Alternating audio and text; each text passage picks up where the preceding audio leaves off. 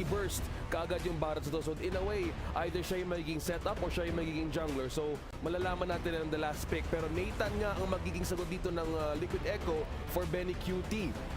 Hindi Claude ang naging solusyon na dito. Oh no. Ay, nako po. Ang bilis bigla dito ng naging lineup na Echo. Sabihin ko pa lang sana kailangan dito ng magandang space para sa... Ay Coach TikTok at para naman tapusin for Team Spirit, ang kanilang kukunin ay ang Claude. I would say very generalist ang kanilang komposisyon. Yeah, and looking back on how the setup will go, may Minotaur nga, may latag din mula sa Novaria. It will all depend on how the layer of skills ay pwedeng lumabas sa Team Spirit. At tignan na nga natin kung aangat ba ang mga Pilipino ngayon in Team Liquid laban at Team Spirit. Ibabato na namin kayo sa aming casters, Brigida and Raymar. Kayo na to. Ng Pilipinas kontra naman sa Team Spirit at ngayon ay matutunghayan na natin sa wakas. Alam kong maraming nag-aabang sa ating viewers sa kasalukuyan sa kung ano ang mga mangyayari para dito sa labang ito. At sama-sama na nating tignan kung ito nga ba ay magpapaigting sa kung ano na ang current na talagang nagiging estado ng Pilipinas pagdating sa kung anong inaasahan mula sa kanila ng buong mundo. Brigade, dalawang team fight sa Lord. Na-wipe out sila dalawang beses yun. Natalo sila ng laro. Pero yung Black Dragon form nila, pag na dito, ni Sanford, papasok na yung mga miyembro ng Team Spirit. Si Cartesi pa rin makapag-retry ng Turtle. First blood, mapupunta sa Liquid Echo. Mapipitas nila si Kid Bomba. Ito na yung diversion. Sanji and Benny Cutie. Surprise from out of nowhere. Presence na dinadala ng Liquid Echo. Oh, pero si Kid Bomba, delikado pala dito dun sa top lane. Konting damage siya lang, mahuhuli siya. Si Sunset Lover, ito yung tulong niya para kay Kid Bomba. Yung mga diversion na to nakakatakot ha. Tingnan mo naman! Okay, Hiko! No! There goes the jungler of the gold laner ng Team Spirit. Surprise! Diversion naman dito ng Liquid Echoes. Nagiging signature na nila yung paggamit ng Loyi. The fast-paced Echo Express ngayon, dahan-dahan yung Express, pero grabe si Kid Bomba, ginamit yung flicker para makapag-tenta nas welcome. Delikado ata yung basta ng Team Spirit, pero nakapag-gamit ng Minoan Fury si Sawo. Surprising engagement galing sa Team Spirit. Sinurpresa yung Liquid Echo, pero ito na yung Filipino Dragon. Benny Cutie nag-entropy. Ito na yung battle dito ni Sanford. Marlon at Kid Bomba Polano. Dalawang miyembro ng Team Spirit. Ginatihan ng Liquid Echo. The trade goes well para Lover dun sa kabila at ngayon, meron na naman gusto. Ay, pero mukhang depensa lang gusto nila. Pero ang sakit ang damage ni Sanji at ni JP Hiko. 50%. Ikaw, makatunog, same pa rin. Pero grabe ang sakit na dito yung damage ni Benny Cutie. Ginamit yung entropy.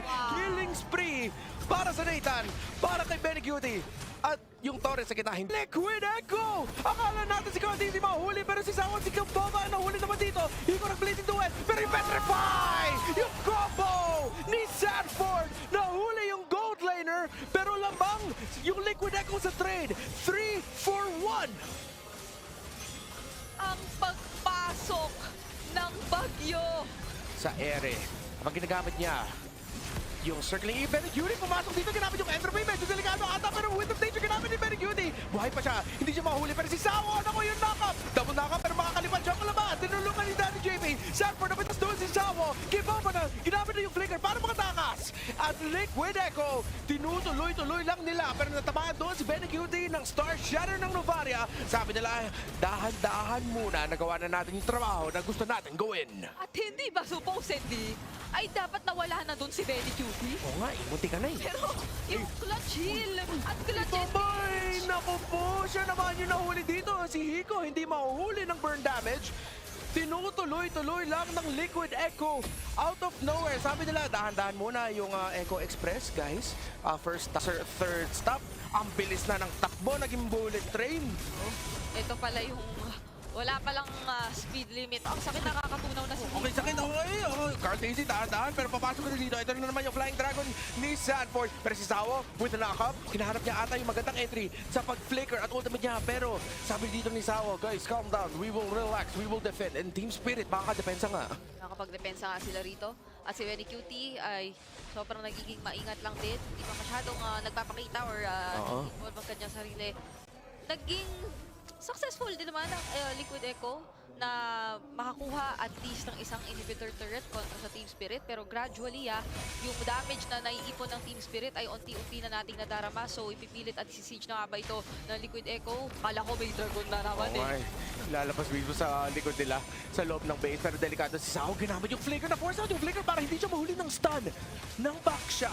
So isang importanteng skill para sa Minotaur. Pero grabe na higop nung dispersion rotation si Kid Bomba. At yun na nga, lamang yung Liquid Echo para sa siege na ito. Oo, tapos nandito na yung Black Dragon form na mukhang sisimulan ni Sanford yung laban. Pero madedepensahan pa naman ito kahit papaano ng Team Spirit. And kung babalikan natin yung nangyari kanina, kailangan mo talagang ingatan kung ikaw si Sao, kung paano ka mag-engage, ano? Oo. Kasi kung mabilis reaction time ni Benny Cutie. Oh! Speaking of Benny Cutie, biglang na-burst down si Sunset Lover. Pwede niya kasing i-superposition si Sao, tapos hindi na siya makakatuloy. Oo, yung anong oras na ba dito sa Riyadh, Saudi Arabia? 38 12:38 pa, mahal na mahal ni Sunset Lover yung Sunset. Pero mga 5 oras pa, 6 na oras pa yun. Right now, it's Benny time. Anytime. Unti-unti na rin nagiging Hiko time. Pero kasi ang problema, etong si Benny wala pang nakakahanap at abot sa kanya. Teasing with the sun sa ilalim ng Torres. Gamit yung dispersion sa Sanji. Napakain ng Blazing Duet galing kay Hiko. Ito na nga yung damage ng Claude. Kailangan mag-ingat ng Liquid Echo. Diversion out para sa kanila. Discipline. Discipline. Kala ko ilalagay nila dun sa may likod tapos gugulatin with another play. Ako rin eh. Pero, di ba, at that point, kung ikaw ang Liquid Echo, nasa inyo na yung kalamangan, reset is Lamang. key. Pero eto na, biniburst down yung Lord. Mga yung Team Series, sino makakuha ng retribution battle dito? At nakukuha ni Marl! Pero yung knock-up, ito naman yung set. Si Benny Cutie wala. Team Spirit from out of nowhere. Mapapaikot ata nila yung laban na ito. Liquid Echo, wala silang damage. Sanji nandito pa rin. Si Carl TC makaka-out. Wala pa dito si Sanford at mukhang maghanap ng laban natin ng Liquid Echo. Gusto pa nila habulin yung mga miyembro ng Team Spirit. Star Satter, hindi magkoconnect. Si Carl TC nakita si Hiko. Ito na yung diversion. Papasok pa doon si Sanji. At pumasok pa si Sanji! Hiko napitas! Walang gold laner para sa Team Spirit. Pero kailangan tumakbo ng mga miyembro ng Liquid Echo. Na kailangan nilang iwasan ito, meron pa silang Lord na poproblemahin dito sa bandang itaas. Habang sina Sunset Lover mukhang nagpupursige. Binabato yung mga Star Shatter at kukunin muna ni Mar yung kanyang orange buff. Pero ayaw ng pababain ito ng Liquid Echo. Mukhang gusto na talaga nilang patumpahin yung Lord dito bago pa ito makalakad papalapit doon sa kanilang farm or sa jungle. At magiging matagumpay sila sa depensa pero yung Team Spirit unti-unting bumiblang mag-react that way kasi bine-burst down na siya talaga ng Team Spirit pero nahanap si Hiko. Speaking of Hiko time, may magda-diversion ba dito sa bot? Lahat yata nandito na! Okay, yung minion waves wala pa dito para sa Liquid Echo. Ginamit nila yung lahat. Pero kailangan mag-back ng Liquid Echo. Wala sa forma Dami yung pa. minion waves nila. Oo. Pakiramdam ko lang kung Liquid Echo ka ngayon nagiging Oh. dito sa inhibitor turret sa tape. Pero wow! Speaking, nagmapart siya sa middle lane at nandun na si Cartesi umumpong pero nag-winding wind pa out at eto na yata ang laban. Marl Pulado, ginamit na dito yung ultimate ng Novaria at yung Liquid Echo, dahan-dahan nila. Binabawasan yung mga miyembro ng Team Spirit. Kid Bomb, mamahuli ni Benny Cutie. Pero si Benny Cutie, kasakit ng damage na kuha niya. Nakapag-importante, Sawa, ginamit yung ultimate niya rin. JP, yung shields ng Matilda! JP, kasalanan mo yun! At yung Liquid Echo, makakakuha ng game number 1. Daddy JP with the clutch, heal, and shields. Kasalanan talaga ni JP ang mga clutch shield na yon at kasalanan din ni JP